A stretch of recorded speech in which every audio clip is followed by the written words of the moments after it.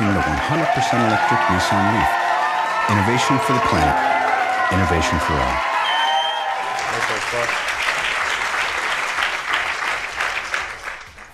Magnífico, magnífico. La naturaleza nos lo agradece y sobre todo las generaciones venideras. Y no hay que considerar a aquellos que han pasado y que, como bueno, realmente todas las economías todavía occidentales basamos en nuestras fuentes económicas del petróleo y de los combustibles fósiles. Esta tarde tenemos, además, para hablar de sus iniciativas, también en pos de la movilidad sostenible, a Valentín Ruiz, director de Tecnología de Nuevas Energías de Repsol. Un fuerte aplauso, por favor.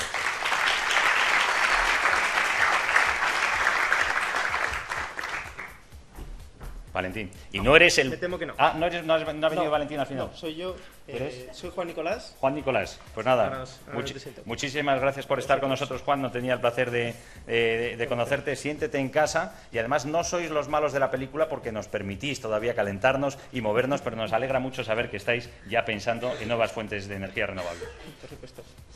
Buenas tardes a todos. Soy Juan Nicolás. Ingeniero industrial eléctrico, investigador en el Centro de Tecnología de Repsol sobre electrificación del transporte.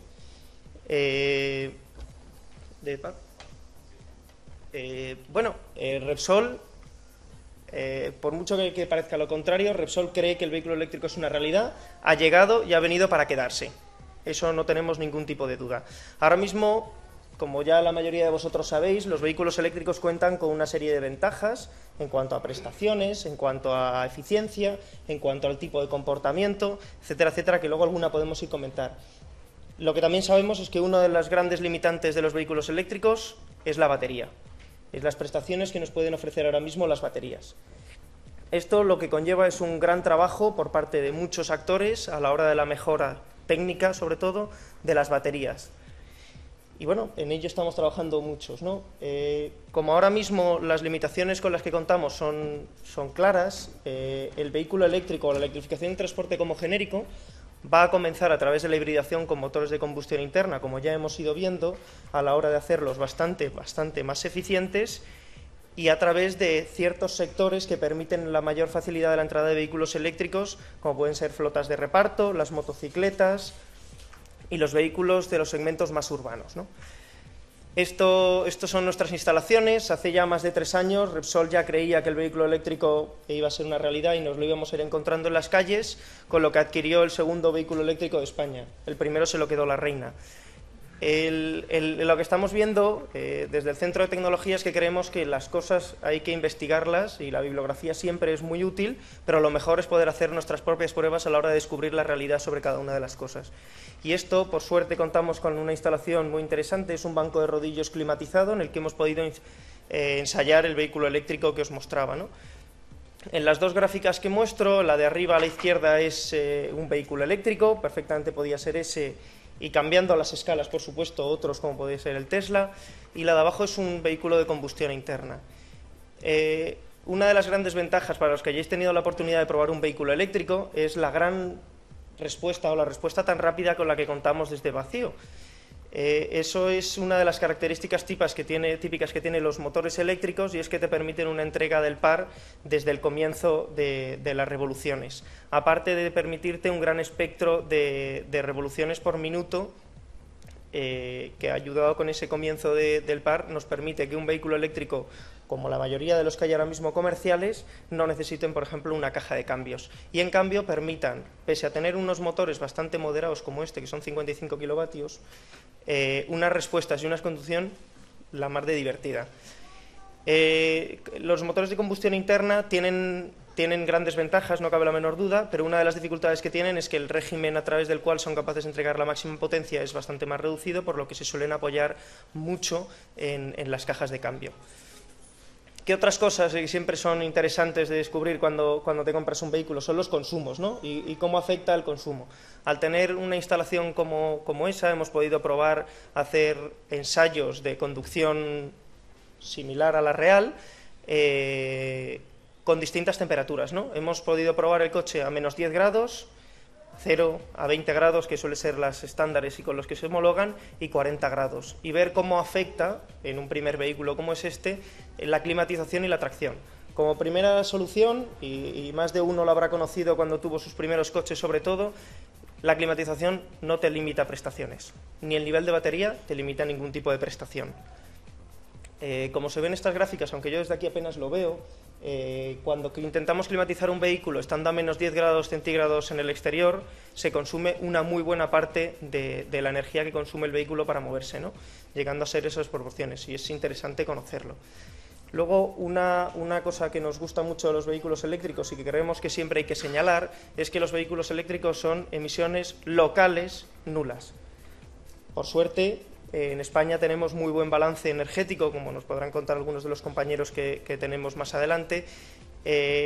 Cuando utilizamos estas cifras son sacadas para un consumo de homologación que hemos podido registrar nosotros mismos, y utilizando los datos citados ahí abajo, sale que cada vehículo utilizado en España, por ejemplo, tiene unas emisiones de 31 gramos de CO2 por kilómetro, lo cual, por suerte, sigue siendo bastante inferior a los vehículos de combustión interna actuales. Bien si el caso de países límite, como vemos en esta gráfica, como puede ser algunos países en Europa menos desarrollados, muy focalizados en la generación de energía eléctrica a través del carbón, y no tanto como nosotros, que lo tenemos mucho más diversificado, las emisiones pueden llegar a crecer 4 y 5 veces por encima, ¿no? Otra de las cosas que hay que señalar y que nos gusta señalar y que hemos podido comprobar gracias a estos ensayos es que cuando utilizas el vehículo eléctrico en un consumo urbano, tiene un consumo bastante razonable. Por supuesto, el querer ir más rápido implica muchísimo más consumo. Como podemos ver en el ciclo de homologación Europa, NDC, el consumo urbano frente al extraurbano comprende casi un 44% más de consumo, el ciclo compete un 28% respecto al urbano, y el Artemis, que no es un ciclo de homologación, sino que es un ciclo que está intentando asemejarse más a las condiciones reales de conducción, aunque he de decir, como uno de los que ha hecho las pruebas, que seguir el ciclo Artemis es bastante más complejo, puesto que yo creo que tampoco llega a representar completamente un uso normal de un vehículo, implica un 35% más de consumo respecto al resto. Esto es una de las pruebas que hemos hecho. Otra de las cosas que hemos hecho en el Centro de Tecnología es realizar una infraestructura que nos sirva de laboratorio de ensayo de los sistemas de recarga, sobre todo los sistemas de carga rápida, y que lo haga de una forma segura. Y tener la capacidad de poder probar sistemas que sean comerciales, prototipados, que sean actuales o que sean futuros, sin prácticamente ningún límite, incluso cosas un poco aventadas, como puede ser ir conectados directamente desde red o desde almacenamiento intermedio. Quería compartir con vosotros, por si a alguno les resulta de interés, y que yo creo que el conocimiento siempre ayuda a entender todo, cómo es una carga rápida en este caso, pero que puede ser bastante similar en formato de un vehículo eléctrico como el que nosotros disponemos, ¿no? Normalmente a la hora de la carga de baterías se puede hablar de dos fases, cuando lo quieres recargar rápido, ¿no? Una fase en la que te dedicas a hacerlo en corriente constante, que es la primera fase, en la que puedes elevar la corriente al límite físico o electroquímico que te permita la batería, y típicamente cuando alcanza el nivel máximo de tensión y en orden para no llegar a un embalamiento térmico, consiste en fijar ese límite de tensión e ir reduciendo la corriente para no superarlo. Esta es una carga normal del vehículo cuando ya no anda, hasta el 80%, que es lo que suelen hacer ahora mismo las cargas rápidas, y bueno, como podéis ver, lleva casi 30 minutos. Es verdad que cuando empiezas de un nivel de carga un pelo menos exagerado, como puede ser a lo mejor un 10 o un 20%, los tiempos de recarga se reducen a 20 minutos, y lo que sí a mí por lo menos nos sorprendió, a nosotros nos sorprendió bastante, es que la etapa en la que se recarga bastante más rápido es sobre todo la primera, ¿no? A partir de ahí la velocidad se reduce bastante. Otra de las cosas que hemos podido comprobar y que no habíamos leído en bibliografía por usuarios ni nada, es que cuando el vehículo eléctrico es sometido a temperaturas ambiente bastante bajas, como puede ser un invierno en Madrid, no quiero saber en Noruega, los tiempos de recarga se alargan bastante, puesto que las baterías, por configuración electroquímica, típicamente tienen menos aceptación de velocidad de carga, pudiendo llegar a aumentar el tiempo muchísimo o bien a quedarse limitado en estado de carga y el rendimiento del cargador. Otra de las cosas, y por no alargarme mucho más y dejaros que si queréis algún minuto más de preguntas, Otras de las cosas, de las cientos de cosas que podemos hacer en nuestros laboratorios, estamos haciendo en nuestros laboratorios, es estudiar, por ejemplo, el rendimiento de los cargadores, qué eficiencia están teniendo en cuanto al factor de potencia, cómo es la onda de perfecta, poder hacer un desarrollo en frecuencia de esa onda, estudiar la distorsión total armónica que está teniendo ese equipo, comparar distintos equipos, probar equipos que no son convencionales o que no son comerciales, etcétera, etcétera, etcétera. Y bueno, tenemos la suerte de que me he adelantado un poquito. Si tenéis alguna pregunta, estaré encantado de poder contestárosla. Y ya aprovecho este breve para agradeceros el haber hecho este salón, el habernos invitado y al público por haber asistido, haber atendido. Y me reitero la insistencia de si queréis hacer alguna pregunta, estaré encantado de contestarla. Muchísimas gracias por tus palabras y por la representación de Repsol y por la dedicación que estáis haciendo realmente a conocer mejor las posibilidades de la tecnología del vehículo eléctrico para que cuando ya os lancéis a poner puntos de recarga en todos vuestros surtidores o en otros nuevos, pues sean lo más eficaces posibles, como bien has dicho. ¿Tenemos alguna cuestión? Adelante, por favor. Micrófono de preguntas, si sois tan amables en control, que estáis haciendo una labor estupenda y os damos un fuerte aplauso para el control también. Sí. ¿Qué tal, Juan? Buenas tardes. Buenas tardes. Yo no sé si esto te compete a ti, pero como perteneces a Repsol... ¿Nos puedes decir quién eres? Que nos encantará luego darte un abrazo ya por tu nombre. Perdona. Y si representas alguna empresa también. Soy Carlos Sánchez y soy director de una publicación técnica que se llama mobilidadeléctrica.com. ¿De acuerdo? Juan, como te comentaba, el negocio de Repsol ahora mismo es la gasolina y, como tú bien sabes, las gasolineras eléctricas van a estar a partir de ahora en casa. Después de toda la investigación en baterías, cuando tengamos un rango de autonomía bastante más elevado del que tenemos ahora, ¿cuál piensas que va a ser el modelo de negocio de Repsol? Y me explico. Se está hablando mucho también de proyectos europeos de electrificación de las carreteras por inducción dinámica, que tal vez ahí sí que pudierais entrar, pero no veo dónde podéis entrar en tanto en cuanto la movilidad eléctrica se va a desarrollar de esa manera. ¿Cuál es? Bueno, Repsol ya hace unos cuantos años concertó una empresa, a medias con el Ente Vasco de la Energía, para todo el tema de la gestión de carga de vehículos eléctricos actualmente. En ese sentido, consideramos que estamos siendo bastante punteros y en cuanto a la carga rápida, ya están instaladas 20 cargadores rápidos en España y esa parte seguramente la pueda contestar mejor el compañero de IBIL que viene detrás, ¿no?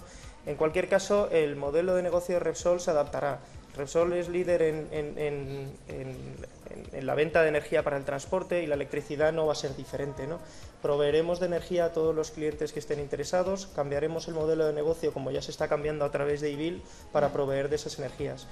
Respecto a temas avanzados, por llamarlo de alguna forma, como puede ser la recarga por inducción, estamos interesados, estamos vigilantes al respecto, investigamos al respecto también.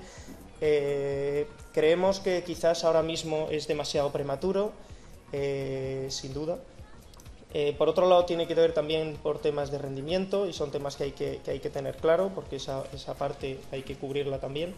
Y estoy seguro que en casa también tenemos, a través de IBIL, por lo menos bastantes clientes que recargan sus vehículos en casa, con lo que entiendo que no es que vaya a llegar, sino que ha llegado y esperemos que siga adelante. Muchas gracias, Juan. Nada más. Gracias.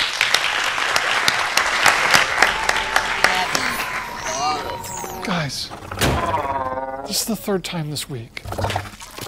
Okay, I'll say it again.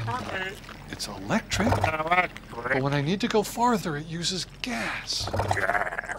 Got it? All right, just wrap it up. And please, don't tell anyone else about it. Okay, who told? The Chevy Volt. Advanced technology. Really advanced. Muchas gracias, General Motors. La verdad es que los conductores de vehículos eléctricos y usuarios a veces nos sentimos como alienígenas también a la hora de explicar cómo se mueven estos vehículos y por qué hacemos lo que hacemos. Pues quiero invitar ahora efectivamente al representante de IBIL, esta empresa que está formada por el Ente Vasco de la Energía y por Repsol para el establecimiento de red de puntos de recarga. Juan López Sánchez, gestor de carga de vehículos eléctricos y además delegado de la zona centro. Espero que